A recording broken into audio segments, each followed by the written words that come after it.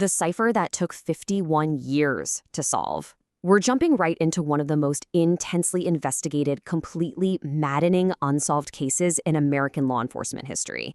I mean, we're talking about the Zodiac attacks in Northern California during the late 1960s. Now, obviously, we're dealing with a very real tragedy here involving real people who lost their lives, and that unresolved status still hangs heavily over the families today. But what we're really focusing on in this explainer is the incredibly complex history behind the investigations themselves. We're going to look at exactly how the hunt for this unidentified killer evolved from, traditional physical crime scenes into this massive, decades-long cryptographic puzzle. 51 years. Let that sink in for a second. More than half a century. That is the staggering amount of time it took for a team of amateur codebreakers to finally crack one of the killer's most infamous encrypted messages. Think about literally all the technological leaps that happened over those 51 years. The moon landing, the invention of the internet, smartphones. Yet this one puzzle absolutely stood its ground until December 2020. Honestly, that number just perfectly captures the sheer difficulty, the psychological manipulation, and the enduring mystery of this entire investigation. Okay, let's dive into this and trace the actual factual foundation of the timeline here. The confirmed physical attacks happened in a surprisingly tight window. Starting right in December 1968, we see the first confirmed strikes. Then, by mid-1969, the violence moves to Vallejo and Lake Berryessa. That's where the killer wore that infamous, totally bizarre hooded costume with the circle and cross. Finally, in October 1969, we get the last confirmed attack in San Francisco. And after that, the physical trail effectively just goes completely cold. But the investigation into his codes kept going all the way to 2020. So it's absolutely crucial that we separate the actual timeline of physical evidence from the wild myths the killer tried to spin. And speaking of those myths, the killer claimed a massive, terrifying body count of 37 victims in his taunting letters to the Bay Area press. But investigators didn't just take his word for it. They grounded themselves in hard physical evidence, officially confirming only 5 victims. Look, most researchers and detectives agree that the claim of 37 is highly, highly exaggerated. It just totally exceeds anything that could be linked to him with actual, tangible proof. The big takeaway here is how the police really dug their heels into verifiable facts. They refused to let the killer's own grandiosity dictate the official case record.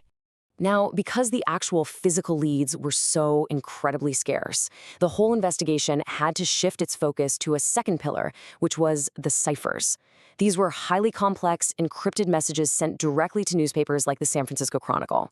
The killer basically claimed that if you solve these ciphers, you'd uncover his true identity. It was a massive, deliberate taunt.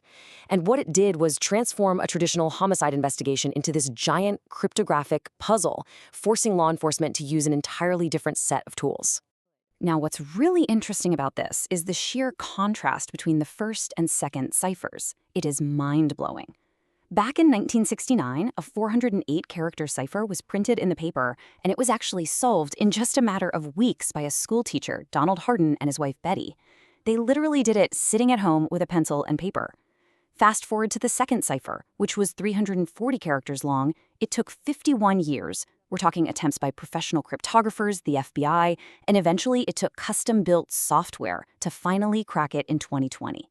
The leap in complexity between those two codes is just wild, and it really shows how much the killer evolved his methods to stay ahead. So, who actually broke that beast of a 340-character cipher? It wasn't some huge top-secret government agency. It was this absolutely brilliant 2020 breakthrough team. You've got David Aranchak, a software developer, Sam Blake, a mathematician, and Jarl van Eke, a programmer from Belgium.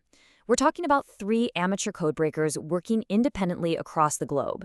They used some incredible cross-disciplinary collaboration and wrote custom software just to tease out the cipher's underlying pattern.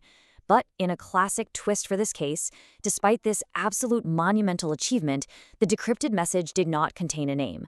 Just like the first one, it was just another taunting philosophical rant instead of an actual confession. Which kind of brings us back down to earth with a pretty sobering reality. 2 of the encrypted messages sent by the killer still remain entirely unsolved today. There's a short 13-character message and a 32-character cipher. I mean, think about it. Despite over 50 years of wild technological advancement, from the dawn of the personal computer to the insane processing power we carry in our pockets today, these pieces of the puzzle are still a complete mystery. It's a real testament to how incredibly complex this case is and how these answers just continue to elude the greatest minds and supercomputers we have. And this brilliantly illustrates the pivot investigators had to make. Because the ciphers weren't giving up an identity, they had to generate real-world leads. So they created the now famous police composite sketch of the suspect wearing those heavy-rimmed glasses. This sketch went everywhere. The idea was to forcefully pivot the attention of both the public and the police, right back onto finding a living, breathing suspect out in the real world who actually matched that visual description. But they didn't just stop at one drawing. Law enforcement actively iterated on these visual profiles, putting together full-body suspect variations, both with and without the glasses.